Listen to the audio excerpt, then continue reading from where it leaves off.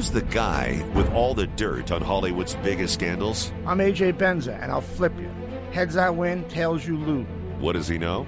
Let me tell you something. You haven't lived until you've been thrown out of an orgy for being too funny.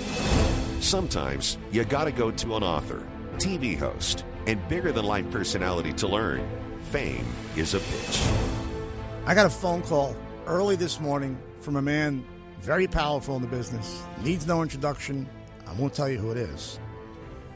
He told me, if I told everybody the stories I know of the biggest movie stars in the world, that whole fucking town would fall to its knees. And I know he's right. And that's pretty chilling. And I got a feeling before anything gets better, it's going to get worse. I told you 4 or 5 months ago that a lot of very powerful white males in many businesses who were born prior to 1962 were going to go down hard. With the addition of Russell Simmons and a couple of other men of color, it was pretty much spot on. And it's almost apropos that Kathy Griffin, who sometimes resembles a man lately, is suffering the same fate. Griffin's career is in ruins, as you know. It's what happens when you hold up the decapitated head of your president. But when she saw how many people and executives were turned off, she tried to apologize. And then she took the apology back. And now, did you see her tearful appeal on social media to help her make money? You guys, I have no days of work ahead of me. You guys, this is not fair. You guys, no woman in the history of America has gone through this sort of thing. Please help me. I don't know, Rosa Parks, anybody? Meanwhile, she's broadcasting from her fucking Bel Air mansion. I think I saw Ming vases behind her. Fuck you, Kathy. You just sold your Hollywood Hills house for $5 million. You're probably worth over 20 or 30 mil. You never have to work again. How dare you ask America for help? You got fans who have trouble paying their mortgage. You got fans who need a Xanax if suddenly their lawnmower breaks or their gutters need to be replaced. Are you that out of touch? I mean, what else can I say except that a lot of people in Hollywood are clueless and they make it very easy to understand why fame is a bitch. I spend a lot of time in the backyard, and in '09 it was me, your fire pit, that accidentally started a wildfire when one of my embers landed on dry brush. Spark a change, not a wildfire. Visit SmokeyBear.com, brought to you by the U.S. Forest Service, your state forester, and the Ad Council. Before I get into Matt Lauer, I got to tell you about this letter that a top executive at a network, CBS network, composed for Kathy Griffin to send to President Trump. It was a perfectly worded apology letter. You got to hear this. Arnie Kopelson, CBS board member, he sent this to Griffin. He said, do not change a word. Please do what I say. I hear Trump is compassionate, but you must send this exact letter. And the letter in part read, please, I beg you not to stop reading. That's how she opens it up. Or he opens it up. Now, with my world crumbling around me, I'm listening for the first time about the great things you are doing and have been doing. How stupid I was to follow the lies from the left. It took my terrible mistake to finally see the false news. How warped and misguided I was. My stupidity is overwhelming. I don't deserve what I'm asking of you. Shithead never sent it. Despite Kopelson writing at the bottom of the email in all texts, if you don't do exactly what I've written, your career is over. Do not change a word. Now she's back to the D-list. I'm also a little obsessed with this unfolding story about New York City's ex-governor, the horny love gov, Eliot Spitzer. I can't get enough of this. I knew this guy. I used to drink with him at Elaine's way back when. You remember this guy? They called him the love gov. But he had a predilection for call girls. It's a nice way to put it. There's a Netflix doc about him. I think it's called Client Number 9, if I'm not mistaken. But look, it turns out this hooker just outed him. Bad. She claimed all sorts of shit. He liked to be walked on a leash and play really dirty, kinky sex games. Now remember, and I swear this is true and entirely plausible, this guy was a rising star when it came to law and order. All right, he was like a younger Giuliani. If he hadn't been found out, if this didn't happen, this fucker's ego would have had him running for president. His ego's that big. So this former escort named Svetlana Travis Zakharova plea bargained down after she was charged with extorting $400,000 from Spitzer. I got to tell you, escorts are doing for Russians what ISIS is doing for Muslims. I hear a Russian name, I think whore. I hear Khalid, Kareem, Walik, Hansor, I think ISIS. When I hear Natasha, Galina, Tatiana, Svetlana, I think Russian whore. I'm sorry, it's the way I feel. Anyhow, here's what Svetlana said about Spitzer whenever they got together, and he paid her to meet him at the Mayflower Hotel under the name George Fox. Now I'm also obsessed with that pseudonym. I used to use pseudonyms once people found out where I stayed, and I got my door banged in at 2 o'clock in the morning. I used Johnny Rourke, Frankie Nolan. I even used Barney Dunn once. Don't ask. But if I ever get really famous again, I'm going with George Fox. I'm telling you right now. So Svetlana says Spitzer liked to have stuff stuck up his ass while walking on all fours at the end of a leash. And get this, the night it all came undone and she called the cops to the hotel was because Spitzer got angry at her and called her a Russian whore because she wouldn't do what he was asking. He goes, "What the fuck am I paying you for, you Russian whore?" He said this, remember, on all fours with a studded leash around his neck. Guys, as bad as your worst day ever was it anywhere near this? You know, people ask me if I'm surprised about Matt Lauer. Are you fucking kidding me? The guy put the cock in the Peacock Network, okay? Matt had been a cad up and down the East Coast and abroad for years. I'd say his poor wife, but she's known a lot about his affairs. And trust me, she's too busy dividing time between their homes. The $6 million Upper East Side apartment. The $36 million home in the Hamptons that he bought from Richard Gere. And it's called Strongheart, by the way. It's 19,000 square feet. Literally big enough to hide the other life you were living for many, many years. And when that felt a bit cramped, he could get in his Rolls Royce and drive 15 minutes away to stay in the other house, the $16 million estate in Sag Harbor. And when he wasn't feeling that one, he could zip across town to his $3 million cottage in Quogue. But if you really had to relax, just get on the private jet and fly to your $7 million 5-acre ranch in New Zealand. Matt was stealing $25 million a year from NBC. Let me put that in context. Charlie Rose was making 2.5. Was Matt 10 times better than old Charlie? Fuck no. He might have been 10 times more creepy. I'll say that. And I can also tell you that no matter what someone else writes or reports, whatever you hear, believe this when I tell you. Matt was warned for years to watch himself. Every top dog at NBC knew about Matt's inter-office intercourse, but he always brushed it off. They basically built a $25 million monster at Dirty Rock, and he never listened to their advice, never heeded it, just did his own thing. And it's why you have to assume Andy Lack is next, and probably Noah Oppenheimer, NBC News president. This is the guy who made the decision not to run Ronan Farrow's initial piece on Harvey Weinstein. Maybe because he's a screenwriter who often told colleagues he's likely to return to Hollywood one day and resume that career.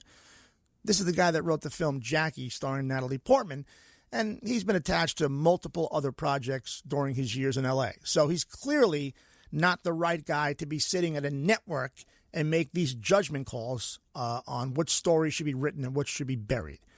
So, look, Lauer once gave a box of sex toys as a present to Meredith Vieira. Maybe there was more, but that's the big story so far right now. And it was even a note included about how he wanted to use the toys on her, and that made her mortified. I get it. Another day, he called a different female employee to the office. He dropped his pants and showed her his penis, and when she declined to do anything, he was visibly shaken, the paper says, and he yelled at her for not engaging in a sex act. And then he would play Fuck, Marry, or Kill, in which he would identify the female co-host that he'd most like to sleep with. Who hasn't played Fuck, Marry, or Kill? Well, you can't do it anymore. Can't do it out loud in 2017, even though it's kind of fun. But the brilliant George Orwell wrote about this dilemma. He wrote that within every man, there is a man who wants to do great things.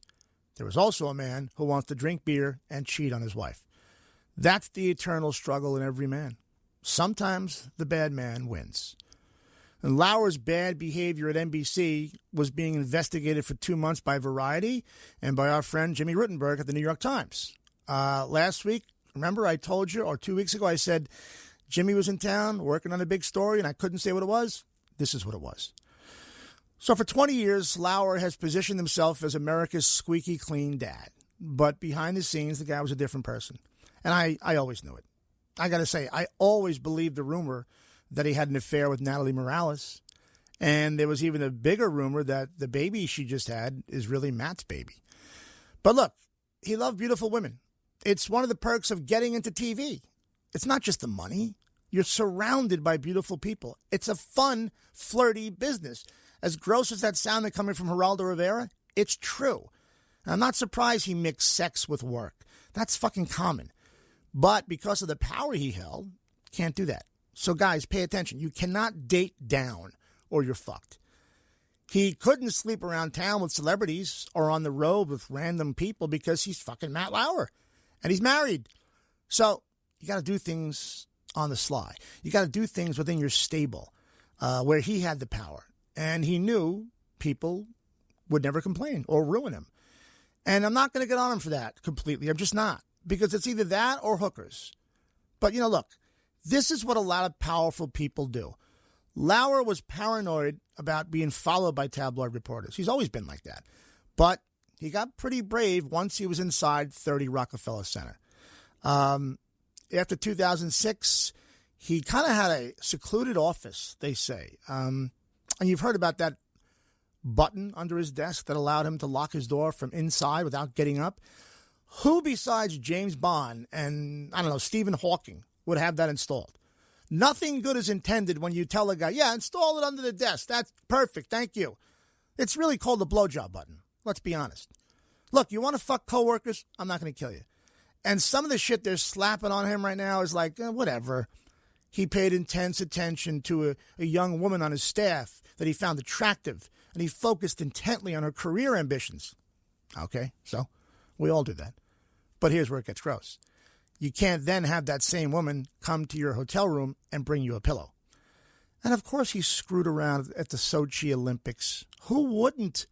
Look, I knew things were getting dicey when his longtime booker, Matt Zimmerman, was fired over sexual harassment complaints. And people at NBC told me there was almost like a type of shame with Matt Lauer not liking you. But what's interesting is that he had editorial clout over which stories would air on the Today Show. And he would frequently dismiss stories about cheating husbands. The Today Show, it turns out, did what they wanted to do. They did not answer to NBC's brass. Partly because they worked such fucked up hours, nobody wanted the phone calls. But in the wake of Roger Ailes and Harvey Weinstein, Lauer had to keep up the national conversation about sexual harassment. And that made for some awkward moments on TV, especially when he spoke to Bill O'Reilly. I'm sure you've seen the videos lately. But when he's sitting there going, think about what those women did, Bill. They came forward and filed complaints against the biggest star at the network they worked at. Think about how intimidating that must have been for them. Doesn't that tell you how strongly they felt about you?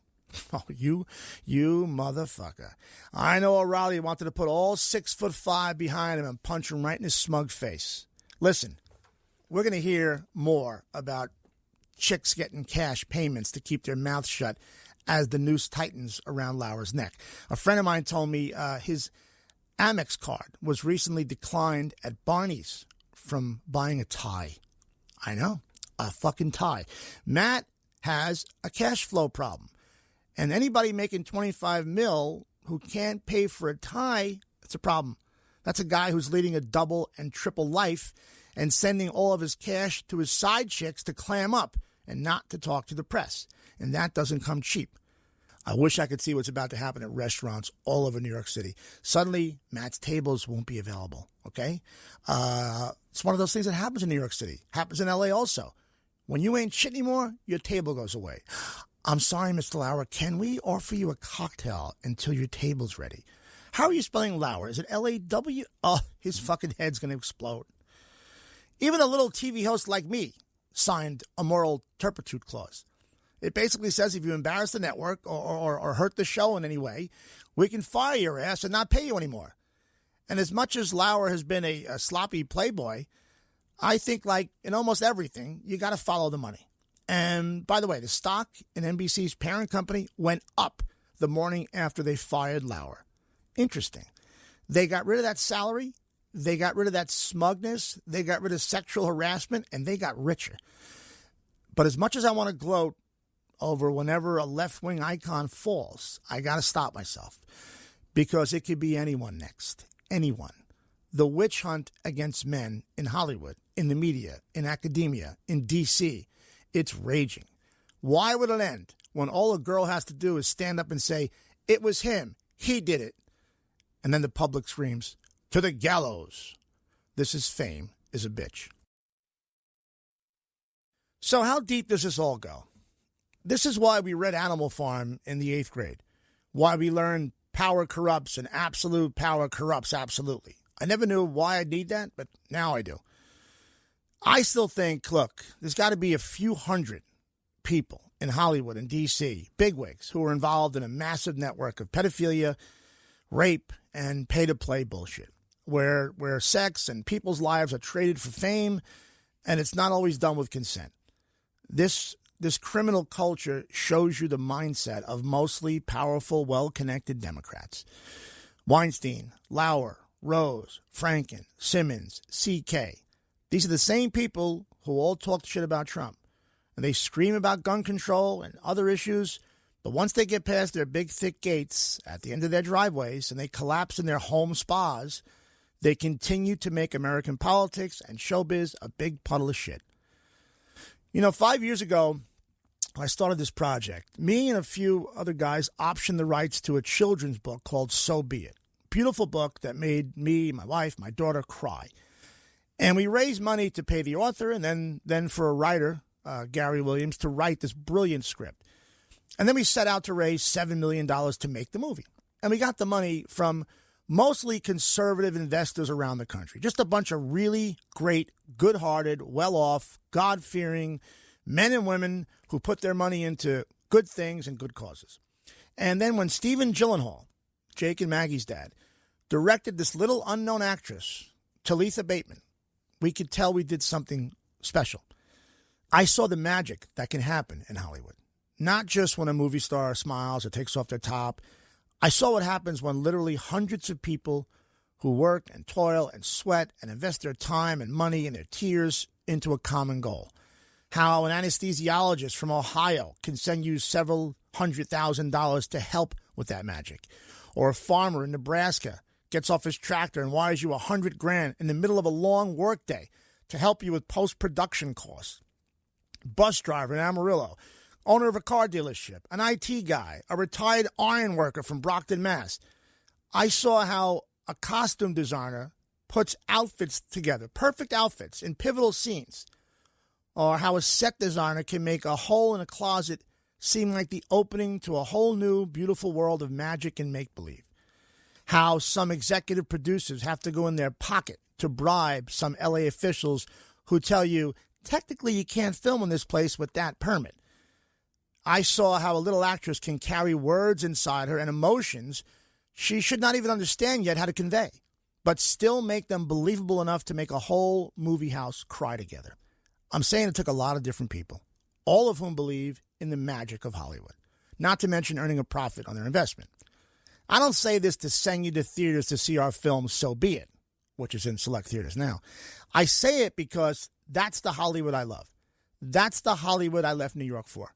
Not the shit I see now. A muddy puddle of sickness, suffering, perversion. And after we finished the film, we started raising on a second film. But everything changed. No one is sending money to Hollywood right now. The minute you tell someone over the phone you're calling from Hollywood or you're a producer at the Hollywood Production Center, good luck. They don't want to hear the rest. But just before you think Hollywood might have learned a lesson and gotten off the pedophile party train, here comes a movie that is reportedly getting Oscar buzz, but it's going to make you queasy. Get ready for the movie they're calling sultry, charming, hot, love story of the year. Call Me By Your Name is set in a 17th century Italian villa, and it stars 6'5" leading man Armie Hammer. He plays an American academic in his late 20s who has a sexually charged affair with a 17-year-old student played by who? Who would you think? Dakota Fanning? Margot Robbie? Selena Gomez? No. The 17-year-old is being played by Timothée Chalamet. It's basically a pedophile movie. I'd love to know who put money, behind-the-scenes money, into this art house film and how it got made. Maybe I'm crazy because apparently it was rapturously received at Sundance and Toronto film festivals. Hammer's getting early Oscar buzz, and it's still being written about in glorious prose everywhere I look, even though we're in the middle of this typhoon of sexual misconduct. Here's what I hate about this. I got a dilemma. I want to hate Armie Hammer, okay? He's the great-grandson of the billionaire Armand Hammer. He was raised in the Cayman Islands. I loved him in The Man from U.N.C.L.E., and I loved how awful The Lone Ranger was. So I'm not rooting for this movie to fail. And technically, the age of consent in Italy is 14. So 26 and 17 is kind of okay, especially over there. But still, you just know they're going to be eyes glued to this film for entirely different reasons than you and I are watching it for. If this does get an Oscar or two, it's going to mean a lot of what I've talked about on this podcast doesn't mean shit to people. It doesn't mean shit. If it dies at the box office, then maybe the majority of America has had enough. And they'll let Hollywood know. Because it's not normal. It's perverted. And again, I don't want to get political here. But most of this shit is brought to you by the left.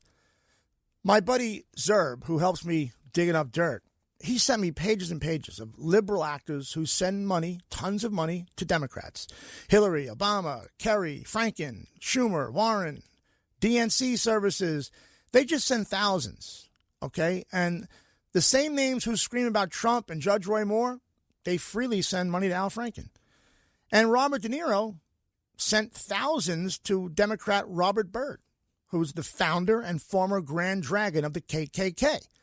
Yet he talks about Trump and calls him a chump. I don't get it.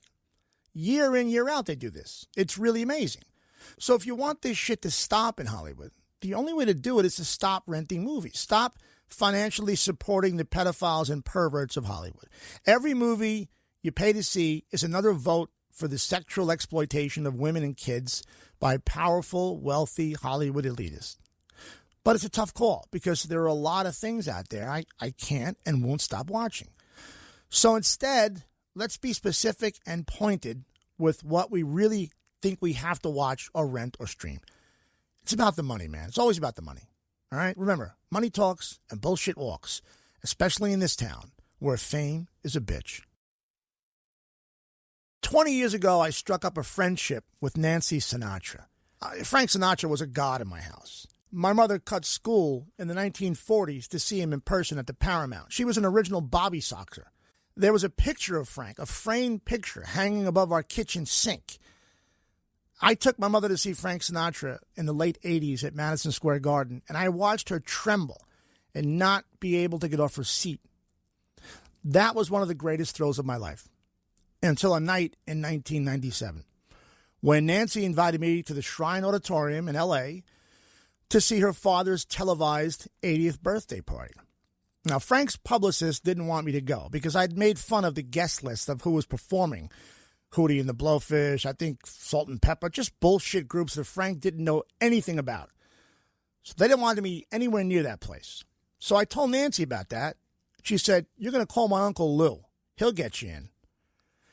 Uncle Lou is Louis Domes, okay? That's the name he went by. He was Frank's childhood friend.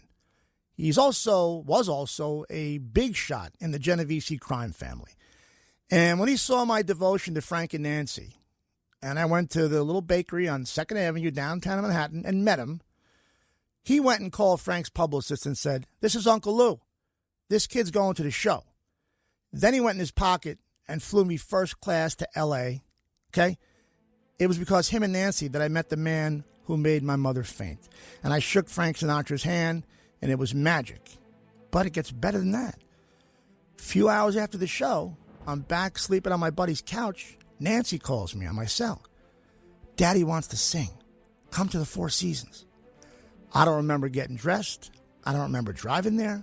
But I remember when I got there, I saw Frank singing to about 24 people, squeezed into the piano bar, and they were hanging on his every word. He had a glass of Jack Daniels, he had a cigarette, and the room was so small, He didn't need a microphone. He sang, "Here's to the winners. There used to be a ballpark, witchcraft, summer wind." At one point, somebody yelled out, "Frank, sing Strangers in the Night." And Frank said, "I hate that fucking song, and you would too if you sang it 1,000,000 times. After that, I turned and headed for my car because I knew it couldn't get any better than that. For a few months after that, I used to go to Nancy's Beverly Hills house, and we'd watch The Sopranos together on Sunday nights. I missed my New York City family. Nancy knew it, so she kind of adopted me for a little bit, and I was eternally grateful. I even told her my father used to sing to me "The Best Is Yet to Come" when I was a little boy. And knowing how I sing that same song to my son some 50 years later, you really see how life is so beautiful when it comes full circle. But then suddenly Nancy and I lost touch. But one day we found each other on Twitter and, exchanged some kind words. And one day about a year ago, I couldn't figure out why, but I saw that she blocked me. I tried again, blocked. Did I have the wrong Nancy? No, it was her, and she blocked me. But why? My heart sank. I didn't know the answer, or what I believed to be the answer, until a few nights ago. When I was looking through those pages of stars who send money to Democrats everywhere, I saw that Nancy Sinatra is a huge contributor to all of them. And she don't throw a few dollars out. She pays Obama, Hillary, Franken a lot of attention. Big donations. She's all in. Just like the old song, she's a big spender. I guess she considers me the enemy because I went with Trump. Isn't that sad? I'm still the same guy. Still the same guy who shared a seat with her at her father's 80th birthday. Still sing her father's songs to my kids. I even ask myself whenever I'm at a crossroads, what would Frank do? Well, I'll tell you what Nancy did. She blocked me. And that's fucking sad. But that's what fame does. And that's why, no matter how much I wish it weren't true, fame is a bitch.